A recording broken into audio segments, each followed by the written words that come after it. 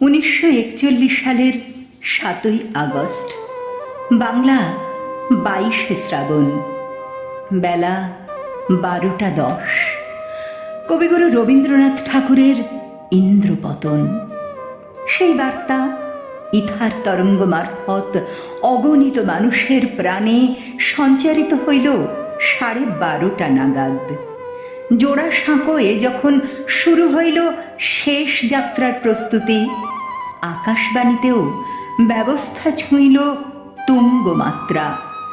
বাণী কুমারের উপর ভার পড়িল গোটা অনুষ্ঠান সূচি নির্ধারণ ও পরিচালনার। তিনি আয়োজন করিলেন বিশ্বকবির উপর নানা আলোচনার। নিমতলা মহাশ্মশানে কবির নশ্বর দেহ পৌঁছানোর ধারা বিবরণীর আয়োজন হইল বেতারে। তার অনন্য সাধারণ ভঙ্গিতে বেতারে শোনাইলেন বীরেন্দ্রকৃষ্ণ ভদ্র। সন্ধ্যাবেলায় বেতার কেন্দ্রে আসিলেন কাজী নজরুল ইসলাম। শোকবিহ্বল সুরেশচন্দ্র চক্রবর্তী অনুরোধ করিলেন একটি কবিতা লিখিবার জন্য। কাজী সাহেব লিখিলেন রবিহারা। সন্ধ্যার অধিবেশনে নিজেই পড়িলেন সেই কবিতা। যন্ত্রণায় গলা বুঝিয়া আসিল, সবটা পড়িতে পারিলেন না। বাকিটুকু পাঠ করিলেন নৃপেন্দ্রকৃষ্ণ চট্টোপাধ্যায়। ইহা ব্যতীত নিজের লেখা ও সুরে ইলা ঘোষ ও চিত্তরায়কে সঙ্গে লইয়া কাজী সাহেব সমবেত কণ্ঠে গাহিলেন একটি শোকদগ্ধ গান। ঘুমাইতে দাও শ্রান্ত রবিরে, জাগায় না, জাগায় না। এছাড়াও অনেক রাত্রি অবধি চলিল আবৃত্তি, গান, কবিবন্দনা। গানে গানে শোক জ্ঞাপন। কবির স্নেহধন্য পঙ্কজ কুমার মল্লিক গাহিলেন, যখন পড়বে না মোর পায়ের চিহ্ন এই বাটে।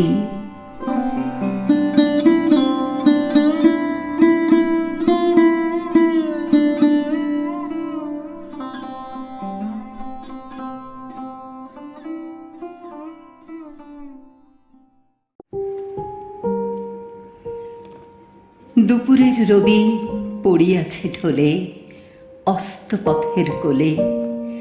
শ্রাবণের মেঘ ছুটে এলো দলে দলে উদাস গগনতলে। বিশ্বের রবি, ভারতের কবি, শ্যাম বাংলার হৃদয়ের ছবি, তুমি চলে যাবে বলে। তব ধরিত্রী মাতার রোদন তুমি শুনেছিলে নাকি? তাই কি রোগের ছলনা করিয়া মেলিলে না আর আঁখি? আজ বাংলার নাড়িতে নাড়িতে বেদনা উঠেছে জাগি। কাঁদিছে সাগর, নদী, অরণ্য, হে কবি তোমার লাগি। তব রসায়িত রসনায় ছিল নিত্য যে বেদবতী। তোমার লেখনী ধরিয়াছিলেন যে মহাসরস্বতী। তোমার ধ্যানের আসনে ছিলেন যে শিব সুন্দর। তোমার হৃদয় কুঞ্জে খেলিত যে মদন মনোহর। যেই আনন্দময়ী তব সাথে নিত্য কহিত কথা, তাহাদের কেহ বুঝিল না এই বঞ্চিতদের ব্যথা। কেমন করিয়া দিয়ে কেড়ে নিলেও তাদের কৃপার দান। তুমি যে ছিলে এ বাংলার আশা, প্রদীপ অনির্বাণ। তোমার গরবে গরব করেছি, ধরারে ভেবেছি সরা। ভুলিয়া গিয়াছি ক্লৈব্য, দীনতা, উপবাস, ক্ষুধা জরা। মাথার উপরে নিত্য জ্বলিতে তুমি সূর্যের মতো। তোমারই গরবে ভাবিতে পারিনি আমরা ভাগ্যহত। এত ভালোবাসিতে যে তুমি এ ভারতে ও বাংলায় কোন অভিমানে তাদের আধারে ফেলে রেখে গেলে? আয়, বলদর্পীর মাথার উপরে চরণ রাখিয়া আর রক্ষা করিবে কে এই দুর্বলের সে অহংকার? হ্যারো অরণ্য কুন্তল এলাইয়া বাংলা যে কাঁদে, কৃষ্ণা তিথির অঞ্চলে মুখ লুকায়েছে আজ চাঁদে।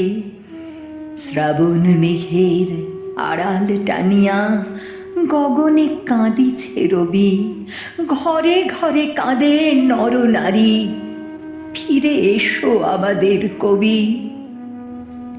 ভারত ভাগ্য জ্বলিছে শ্মশানে, তব দেহ নয়।